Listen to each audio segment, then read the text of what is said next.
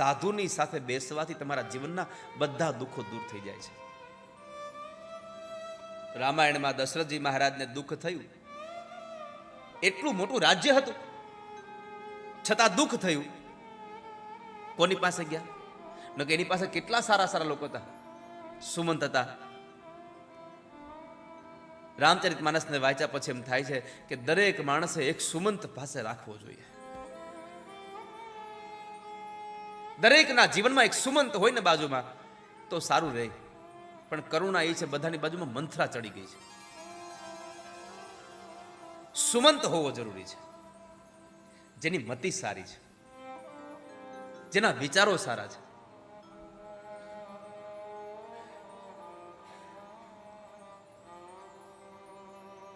એક ક્ષણ માટે રોકાઈ જાઓ. સાધુને કહ્યું, દુઃખ હંમેશા સાધુ દૂર કરી શકે. મત ચિંતા અપી નાશય. ભક્તિ કહે છે મારી ચિંતા દૂર નહીં કરો. તમે જુઓ, અયોધ્યાના રાજા મહારાજ દશરથ, આટલું મોટું ઐશ્વર્ય બધું જ હતું, છતાં જ્યારે દુઃખ થયું ત્યારે ક્યાં ગયા? એક બાર ભૂપતિ મન માહી. એના મગજમાં, એના મનમાં એકવાર ગ્લાનિ થઈ, દુઃખ થયું, અને ત્યારે એ માણસ પોતાના ગુરુદેવ વશિષ્ઠ મહારાજ પાસે જાય છે.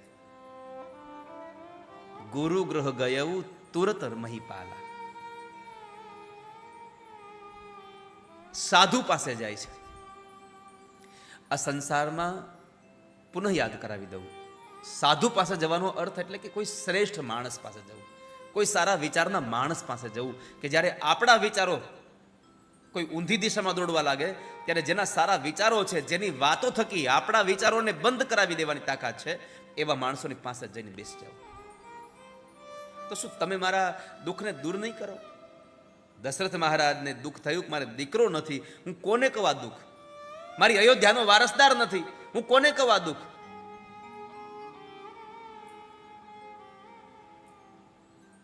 ત્યારે એ ગુરુ પાસે ગયા. અહીંયા ભક્તિએ પણ એ જ કહ્યું, તમે ઉભા રહો એક ક્ષણ માટે. મત ચિંતા અપી નાશય. મારી ચિંતાઓને દૂર કરો તમે. નારદજી ઉભા રહ્યા. રામચરિત માનસમાં સાધુના લક્ષણો બતાવતા ગોસ્વામી તુલસીદાસજી મહારાજે બહુ સુંદર વાત કરી છે. સાધુ કોને કહેવાય? અહીંયા ભક્તિએ કહ્યું ભો ભો સાધો ક્ષણમ તિષ્ઠ. એ સાધુ, પણ સાધુ કોણ?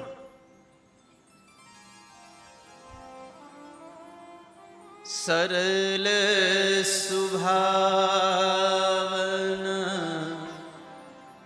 મન કુટિલાઈ. સરલ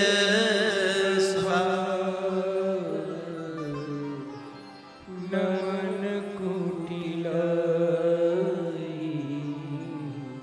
સરળ સ્વભાવન મન કુટિલાઈ. જેનો સ્વભાવ સારો છે અને જેના મનમાં કટુતા નથી, એ સાધુ છે.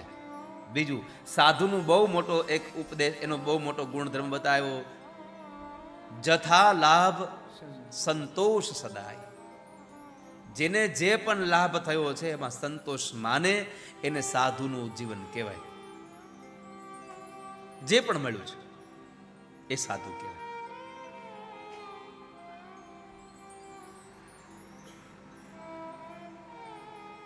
તો સાધુના રૂપમાં જોયેલા એ નારદજીને ઉભા રાખાવી અને કહ્યું, બાપજી મારું દુઃખ તમે દૂર કરો. તમારા શબ્દથી મને એવું લાગે છે કે કદાચ મને સાંત્વના મળશે. જયતિ જગતિ માયા યસ્ય કાયાધવસ્તે. તમારા શબ્દોથી કયાધુના દીકરા પ્રહલાદને પણ શાંતિ મળી હતી. તમારા શબ્દોથી સુનિતના દીકરા ધ્રુવને પણ ધ્રુવ પદ મળ્યું હતું. મને લાગે છે કે તમારા શબ્દોથી મને શાંતના મળશે. અને કોઈની સારી વાણી હોય, નાઝીર એમ કહે છે, શબ્દ બે સંભળાવશો તો ધન્ય જીવન થઈ જશે. શબ્દ બે સંભળાવશો તો ધન્ય જીવન થઈ જશે. આપની વાણી જ આ નાઝીરને મન તો વેદ થઈ જશે. શબ્દ બે સંભળાવશો તો જીવન ધન્ય થઈ જશે. બે સારા શબ્દો સંભળાવીએ તો જીવન ધન્ય થઈ જાય. તમારા શબ્દોથી મને લાગે છે મારું દુઃખ મને દૂર થશે. આપ ઊભા રહો. આ સંસારના લોકોના સજ્જનના શબ્દોથી માણસનું જીવન, માણસના મનને શાંતના મળે. કારણ કે સજ્જન કોણ? તો કહે છે કે જેના મન એક છે. મનસ્યેકમ વચસ્યેકમ કર્મણ્યેકમ મહાત્મા નામ. જેના મનના વિચારો જેવા છે એવી જેની વાણી છે, અને જેવી વાણી છે એવું જેનું કર્મ છે એને સજ્જન કહેવાય. ને કે ઘણા ખરા વિચારે કંઈક અલગ, બોલે અલગ અને કરે અલગ, એને સજ્જન ન કહેવાય. મનસન્યદ વચસન્યદ કર્મન્યદ દુરાત્મા નામ. જેનું ત્રણેય અલગ હોય, વિચારે અલગ હોય, વાણી અલગ હોય અને કર્મ અલગ હોય, એ દુરીજન છે. પણ આપ સાધુ જેવા લાગો છો. આપ રોકાઈ જાઓ અને મને મારા મનને શાંતિ આપો. સાધુના રૂપમાં રહેલા એ નારદજી ઊભા રહ્યા. પ્રશ્ન કર્યો, તમે કોણ છો? મારું નામ ભક્તિ છે. નારદ કહે છે, તમે તો ભગવાનને બહુ પ્રિય છો અને છતાં તમે રડો છો. આ તમારા ખોળામાં સૂતેલા આ બે પુરુષો કોણ છે? અમારા બે દીકરા છે, જ્ઞાન અને વૈરાગ્ય. નારદને આશ્ચર્ય થયું કે માં યુવાન છે, દીકરા વૃદ્ધ થઈ ગયા. પણ આ કલીના પ્રભાવની કથા છે. ભક્તિ યુવાન છે, જ્ઞાન અને વૈરાગ્ય માણસના વૃદ્ધ થઈ ગયા છે.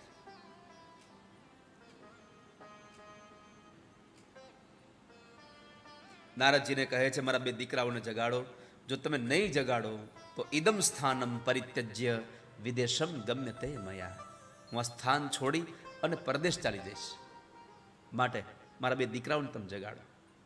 નારદે કહ્યું, તમે આવું ન બોલશો. તમે ક્યાંય ન જાઓ. તમારા દીકરાને હું જગાડું છું, હું પ્રયત્ન કરું છું, પણ તમે ધીરજ રાખો.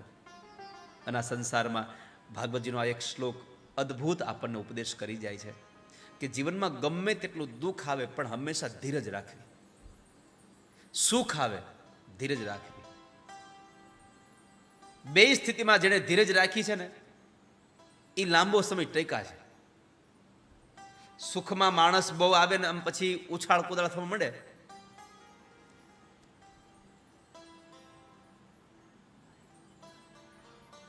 જે ધીરજ રાખે છે. દૂધ છે ને, દૂધ ગરમ કરવા મૂકો ને પછી વધારે ગરમ થાય ને એટલે ઉભરાય.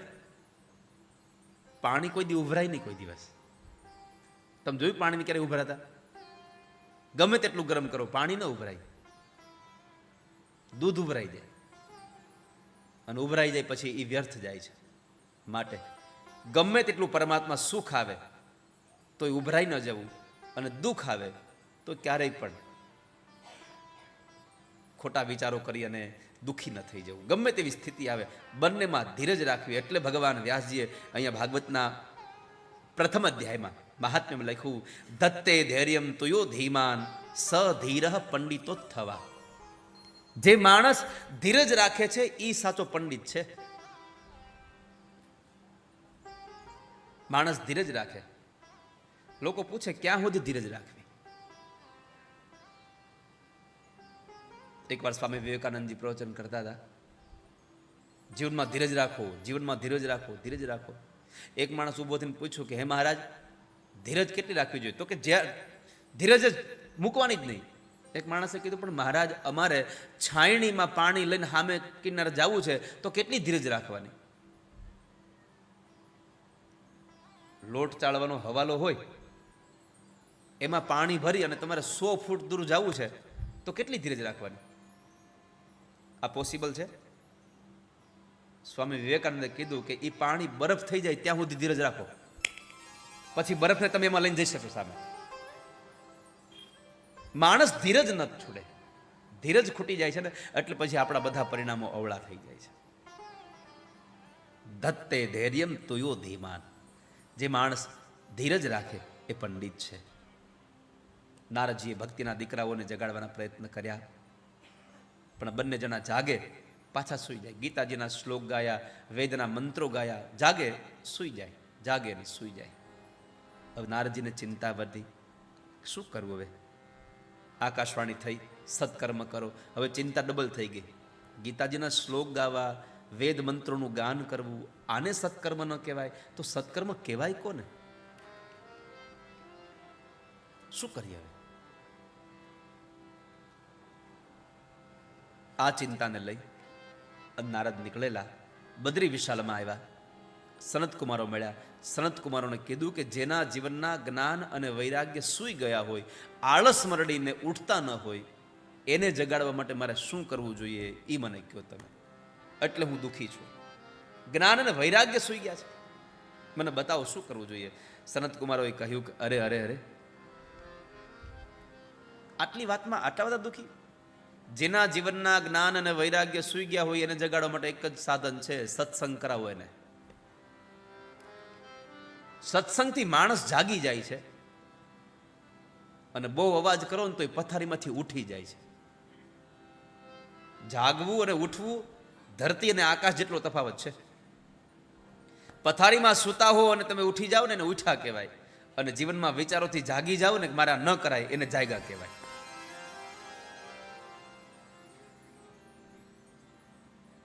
પણ કરુણા એ છે, આ સંસારના લોકોને ખબર છે કે મારે શું કરવું જોઈએ, પણ આપણે ભૂલી ગયા છે કે આપણે શું ન કરવું જોઈએ. ડૉક્ટર દવા આપે ને ત્યારે આપણે સામેથી પૂછે છે, સાહેબ આ દવા કેમ લેવાની? દવા ટાઈમ લેજો. પછી પાછા પૂછે કે સાહેબ તો હું ખાવાનું, શું નહીં ખાવાનું? પૂછો છો ને. દવા લઈને વહી આવો છો એટલું નહીં, દવાની સાથે તમારે શું નહીં કરવાનું એ પણ તમે ડૉક્ટરને પૂછો છો. તો સંસારનો નિયમ પણ એ છે કે તમારા જીવનનું જે કર્તવ્ય છે એ તો કરો જ, પણ શું નથી કરવાનું એની કાળજી વધારે રાખો, કે મારાથી આ નથી કરવાનું. દૂધપાક બનાવો અને પછી એમાં 2-3 મૂળાના કટકા નાખો, બધું નાખતા હો. એમ ફ્રૂટ સલાડ બનાવો, બધા ફ્રૂટ નાખો છો, હારે એમાં પછી ગાજર ને મૂળો બધું નાખતા હોય તો બગડી જાય. એમ આપણા જીવનનું એ છે, જે પણ આપણી કામની, જે આપણા કર્મની જે બધી જ ફરજો છે એ નિભાવતા નિભાવતા પણ જે નથી કરવાનું એની કાળજી તમે વધારે રાખો છો. દૂધમાં છાશ પડી જાય તો દૂધ બગડી જાય એટલી ખબર છે ને આપણને, તો આપણે શું કરીએ? દૂધને અને છાશને બેયને ગાવ એક આઘા રાખી કે ના હો ભાઈ નજીક ન લઈ જવાય, બગડી જાય. એક દૂધ બગડી જાય એની આટલી મોટી કાળજી રાખો છો, તો ભગવાને આટલો મોટો અવતાર આપ્યો, આ માણસનો અવતાર બગડી ન જાય એની કાળજી રાખજો વાલા ભક્તજનો. નહીં તો બગડી જશે, હેરાન થઈ જશું. પરમાત્માએ આ જન્મ સુધારવા માટે આપ્યો છે, આ ફેરો સુધારવા માટે આપ્યો છે. અને અહીંયાથી જશો ને, આ મનુષ્ય અવતાર આમનમ પાછો વયો જશે તો કઈ શું કર્યું? આ ફોગટનો ફેરો થશે. માટે ભગવાને આટલો સુંદર અવતાર આપ્યો છે, એ સુંદર અવતારને વ્યર્થ ન વયો જાય એના માટે કાળજીપૂર્વક જીવન જીવજો. આવો જીવન માલાવો ફરી ફરી ન મળે, વારે વારે માનવ દેહ ફરી ન મળે. આવો જીવનમાં તમને લાભ ફરી પાછો નહીં આવે. આજે માણસ બન્યા છીએ, કાલ સવારે શું બનીશું કોને ખબર છે? પ્રભુ શું બનાવે નક્કી નથી.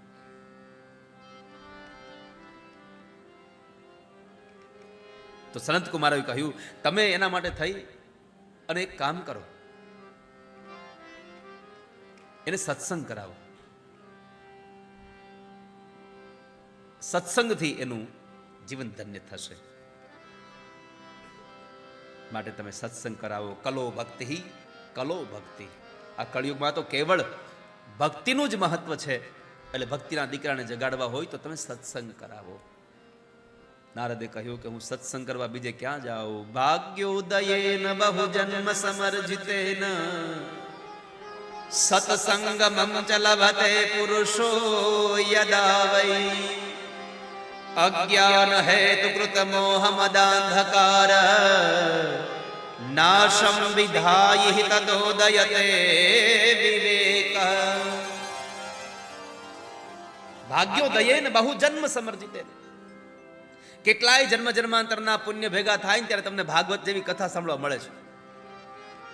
મહાપુરુષોના મુખારવિંદથી સાંભળ્યું છે કે જે માણસના 7 જન્મના પુણ્ય ભેગા થાય ને એને વિચાર આવે, હાલને કથા ગામમાં બેઠી કથા સાંભળવા જાવ, ઘરની બહાર નીકળે નહીં હો. 7 જન્મના પુણ્ય ખાલી વિચાર આવે કથા સાંભળવા જવું છે. બીજા 7 જન્મના તમારા પુણ્ય ભેગા થાય ત્યારે એ માણસ ઘરમાંથી નીકળીને કથા મંડપ તરફ હાલતો થાય, પણ પહોંચે નહીં, રસ્તામાં કોઈક મળી જાય, હવે કાલ જાજો, હાલો ઘડીક અહીં બેહી આજ, હાલો ઘડીક પત્તા રમી લઈએ, હાલો ઘડીક આપણે કેરમ રમી લઈએ, અરે બેહો ને 2 કપાટા અહીં મારી લઈએ. તમને કથા મંડપ સુધી ન પહોંચવા દે જો તમારું પુણ્ય ન હોય તો. ત્યાર પછીના 7 જન્મનું પુણ્ય ભેગું થાય તો તમે કથા મંડપમાં પહોંચો પણ કથા ન સાંભળી શકો. હવે તમને થાય કે અહીંયા કથા મંડપમાં આવ્યા પછી બીજું શું થાય, કથા જ સાંભળે ના, પણ બને એવું કથા ચાલુ થાય અને તમને બરાબર એમ થાય કે હાલો કથા સાંભળવા મળશે, ત્યાં ફોન ઘરેથી આવે, ઘરે હાલો મહેમાન આવ્યા, છોકરો પડી ગયો છે, નીકળી જવાનું. ભાગ્યો દયેન બાહુ જન્મ સમર જીતેન જન્માંતરે ભવેત પુણ્યમ. જેના અનેક જન્મના પુણ્યનું ભાથું ભેગું થાય ને એના ઘરે ભાગવત કથાનો વિચાર આવે, એને ભાગવત કથા સાંભળવા મળે, તો કલ્પના કરો આજે આ પઢિયાર પરિવારના કેટલા પેઢીઓનું પુણ્ય હશે કે સ્વયં ભગવાન ભાગવતજીના ઘરે પધાર્યા છે, ઠાકોરજીના આંગણે આવીને બિરાજમાન થયા છે. કેટલા જન્મ જન્માંતરનું પુણ્ય, તમારા 21 પેઢીનું પુણ્ય ભેગું થાય, 21 જન્માંતરનું પુણ્ય ભેગું થાય ત્યારે તમને ખાલી કથા સાંભળવા મળે તો તમારા ઘરે તમારી સંપત્તિમાંથી કથા તમને બેસાડવાનો અવસર મળ્યો એ તમે વિચારી જ ન શકો તમારી કેટલી પેઢીનું પુણ્ય છે. આ તો કેટલાય લોકોએ સત્કર્મ કર્યા હશે. ભગીરથે ગંગાજીનું અવતરણ કર્યું, એમાં ભગીરથ નથી કર્યું, અંશુમાન અને દિલીપનો મોટો ફાળો હતો. એમાં ભગીરથના પિતા અને એના દાદા એનો બહુ મહત્વનો ફાળો હતો. એ 2 પેઢીએ ભગવાનનું એટલું સત્સંગ કર્યો, ભગવાનનું ગંગાજીનું એટલું બધું તપ કર્યું કે એના પાપો બળીને ભસ્મ થયા અને પછી ભગીરથ દ્વારા ભગવાન માં ગંગાનું અવતરણ થયું. એમ તમારી આગળની પેઢીઓએ એટલા સત્કર્મ કર્યા હશે ને ત્યારે તમને આજ ભાગવત બેસાડવાનો અવસર મળ્યો છે. આ તમારા પૈસાથી કે તમારા પુણ્યથી નથી બેઠી, આ તમારી પેઢીઓના પુણ્યથી ભગવાન ભાગવતજી તમારા ઘરે આવ્યા છે. આજે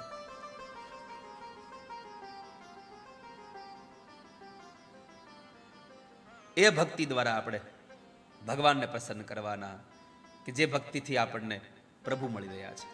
કલો ભક્તિ, કલો ભક્તિ. આ કેવળમાં તો કેવલ ભક્તિ છે. સનતકુમારોએ માર્ગ બતાવ્યો, તમે સત્સંગ કરો, તો કે હું ક્યાં સત્સંગ કરવા જાઉં, તમે જ મને સત્સંગ સંભળાવી દો. સનતકુમારો સત્સંગ કરવા તૈયાર થયા. કથા ક્યાં કરવી નક્કી થયું, એક કામ કરીએ, ગંગાના ઘાટ ઉપર કરીએ. ગંગા દ્વાર સમીપે તું તટમાનંદ નામકમ. ગંગાના એ ઘાટ ઉપર આનંદ નામનો જે તટ છે ત્યાં આપણે કથા કરીએ. બધી વાત થઈ, તૈયારીઓ થઈ, શુભ મુહૂર્ત જોવાઈ ગયું. લોકોને ખબર પડવા લાગી કે ગંગાના કિનારે કથા છે, કથા છે, કથા છે. બહુ બધા લોકો શ્રોતાઓ આવી અને ભગવાનની કથામાં બેઠા છે. સંતકુમારોમાંથી એક સંતકુમાર કથા વાંચવા બેઠા છે, બાકીના બધા લોકો શ્રોતામાં બેઠા છે. કેટલા ઋષિ મુનિઓ હતા, બહુ બધા ઋષિ મુનિઓ હતા. નારદજી પોતાનું આસન લગાવીને બેઠા છે. કેટલા વડીલો કથામાં હતા, કેટલા યુવાનો કથામાં હતા, કેટલા બાળકો કથામાં હતા. ઘણી વખત આપણને થાય કે કથામાં કોણ કોણ હતું. ભૃગુ ઋષિ જેવા મોટા મોટા ઋષિ મુનિઓ ભગવાનની કથામાં બેઠા હતા. પણ આખા શ્લોકમાં એક જગ્યાએ એટલો આનંદ થયો. આપણે નથી કહેતા કે ભાઈ કથામાં તો વડીલો જી આવે, લગ્નમાં તો કે હવે ન્યા છોકરાને મોકલો. જ્યાં છોકરાને મોકલવાના છે ત્યાં આપણે વડીલો વયા જાય છે, જ્યાં વ્યવહારમાં વડીલોને જવાનું છે ત્યાં છોકરાને મોકલીએ છીએ. આખી ભાષા આપણી પરિવર્તિત થઈ ગઈ છે, બધું પરિવર્તન કરી નાખ્યું. કેમ? સત્સંગમાં તમે જો સંતાનોને મોકલશો ને તો એના જીવનમાં કુસંગ નહીં આવે, હેરાન નહીં થવું પડે. ભાગવતજીના મહાત્મ્યમાં સ્પષ્ટ લખ્યું છે કે જ્યારે શરદ કુમારો કથા કરવા તૈયાર થયા, નારદજી કથા સાંભળવા તૈયાર થયા, ત્યારે આનંદ નામના તટ ઉપર બહુ બધા ઋષિમુનિ આવ્યા હતા. એમાં વ્યાસજી પણ હતા, પરાશર પણ હતા અને સુખદેવ પણ હતા. એટલે કે પરાશર, વ્યાસ અને સુખદેવ, આ ત્રણ કોણ થયું? તો કે પરાશર, એના દીકરા વ્યાસ અને એના દીકરા સુખદેવ, ત્રણ પેઢી એક સાથે કથામાં બેસીને ભગવાનની કથા સાંભળતી હતી. અહીંયા કથામાં જવા માટે તમારે કંઈ વડીલો કથામાં જાય, યુવાનો ન જાય, આવું નથી હોતું વાલા ભક્તજનો. અને એ જ્યારે ભગવાનની કથાનો પ્રારંભ થયો, શબ્દોનો પ્રવાહ વાયુ માર્ગમાં ચાલતો ચાલતો ગંગાના ઘાટ ઉપરથી યમુનાના તટ ઉપર આવે છે. અને યમુનાના તટ ઉપર જે ભક્તિ મહારાણીની ગોદવા જે બે પુરુષો વૃદ્ધ પડ્યા છે, ભક્તિ, જ્ઞાન અને વૈરાગ્ય, તો એ જ્ઞાન અને વૈરાગ્ય એના કાનમાં શબ્દો પડ્યા ભગવાનની કથાના. બંને જણા જાગૃત થયા, યમુનામાં સ્નાન કર્યું, તરુણ અવસ્થા પ્રાપ્ત કરી. અને એ તરુણ અવસ્થા પછી ભક્તિ મહારાણી એના બે દીકરાઓનો હાથ ઝાલી અને લઈ જાય છે. ક્યાં? તો કે જ્યાં કથા થાય છે ત્યાં. જ્યાં ભાગવત ત્યાં ભક્તિ, જ્યાં ભક્તિ ત્યાં ભગવાન. યત્ર ભાગવતી વાર્તા તત્ર ભક્ત્યાદિકમ વ્રજેત. જ્યાં ભગવાનની કથા હોય છે ત્યાં ભક્તિ હોય છે, અને ભક્તિ હોય ત્યાં ભગવાન હોય ને હોય જ. તો ભક્તિ મહારાણી જ્યારે લઈને જાય છે બે દીકરાઓને, ભક્તિ સુતૌ તૌ તરુણો ગૃહીત્વા પ્રેમે કરૂપા સહસા વિરાસી. પ્રેમે કરૂપા સહસા વિરાસી. પ્રેમથી એ પોલાના દીકરાઓને જેટલી નદીઓ હતી અને બધીને સ્ત્રીઓના રૂપમાં, અને જેટલા તીર્થના દેવતાઓ હતા બધાને પુરુષના રૂપમાં એની સાથે લઈને જાય છે. મારી સાથે ચાલો. બધાને સાથે લઈને ગયા. જે જગ્યાએ કથા ચાલતી હતી ત્યાં જાય છે. માર્ગમાં ચાલ્યા જતા હતા ને ત્યારે આટલી બધી સ્ત્રીઓ હતી, છતાંય ભક્તિ મહારાણી કોઈ હારે વાતો નહોતા કરતા. નહીં તો આપણે બે બેનો ખાલી કથામાં જતા હોય તો રિક્ષામાં આવીએ ત્યાં સુધી વાતો જ કર્યા કરીએ. પણ અહીંયા ભાગવતજીના શ્લોકે આપણને બધાને ટકોર કરી છે કે તમે જ્યારે ભગવાનના સત્સંગમાં જાઓ ત્યારે 1, 2, 5 જણા હો કે 25 જણા હો, પણ બીજા ત્રીજાની વાતો કરતા કરતા ન જવું. ભગવાનનું સત્સંગ કરતા કરતા, ભગવાનનું નામ લેતા લેતા ભગવાનની કથામાં જવું. પરમાત્માનું નામ લેતા લેતા ભગવાનની કથા સાંભળવી. અને કથા સાંભળ્યા પછી ઘરે આવો ત્યારે પણ ભગવાનનું નામ લેતા લેતા તમારે ભગવાનના કથામાંથી ઘરે સુધી આવવું. અને જે માણસ ઘરેથી નીકળી કથા મંડપમાં આવે અને ત્યાં સુધી ભગવાનનું નામ લેતો લેતો આવે ને, તો એ રસ્તા ઉપર ચાલતો નથી, એ યાત્રા કરતો કરતો આવી રહ્યો છે. જેના મોઢામાં ભગવાનનું નામ છે એ યાત્રા થઈ જાય છે. બાકી તમે મંદિરમાં બેસીને પણ જો પારકી પંચાત કરો તો તમારી ભક્તિ નથી. એ વાલા ભક્તજનો,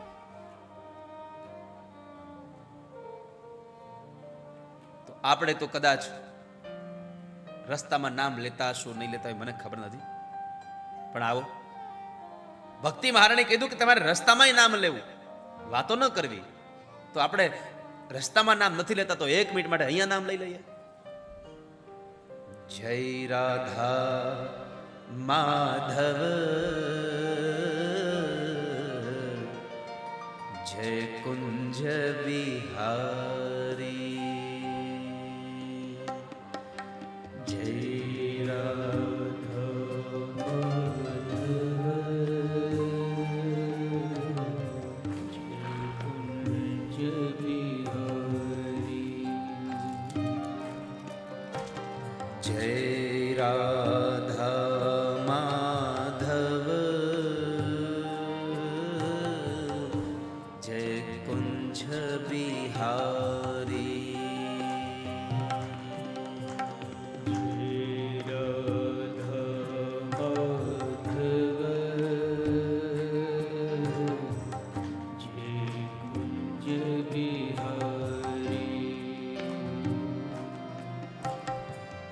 યશોદાનંદન જય વ્રજ રંજન.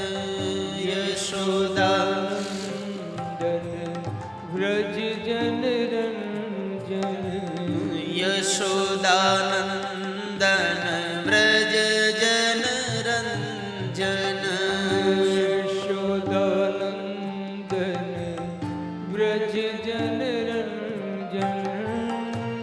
યશોદાનંદન વ્રજ જન રંજન યશોદાનંદન વ્રજ જન રંજન યશોદાનંદન વ્રજ જન રંજન યશોદાનંદન વ્રજ જન રંજન યમુના તીર વનચારી યમુના તીર વનચારી યમુના તીર વનચારી યમુના તીર વનચારી જે કુંજ બિહારી જય રાધા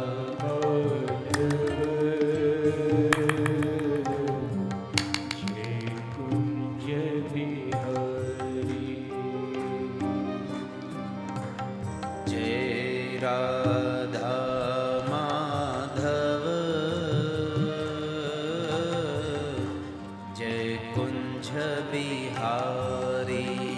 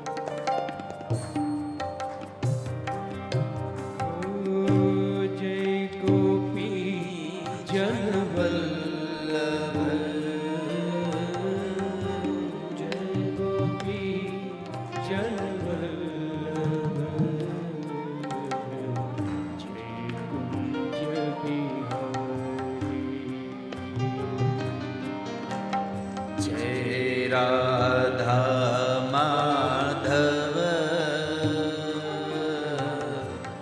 જય કુંજ બિહારી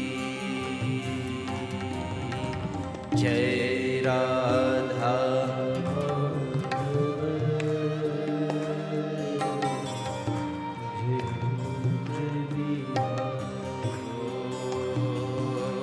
હરે રામ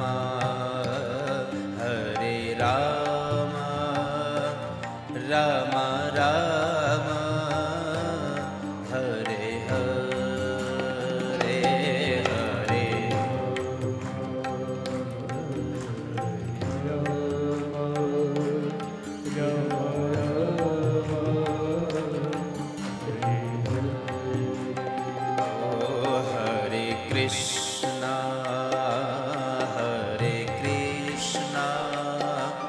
કૃષ્ણ કૃષ્ણ હરે હરે હરે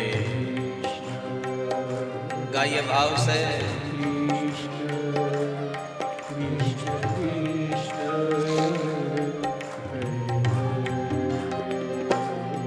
હરે રામ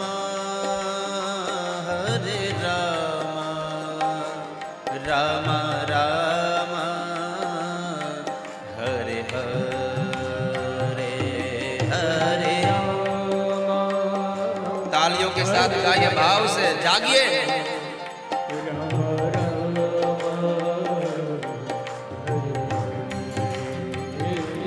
हरे कृष्ण कृष्ण कृष्ण हरे हरे हरे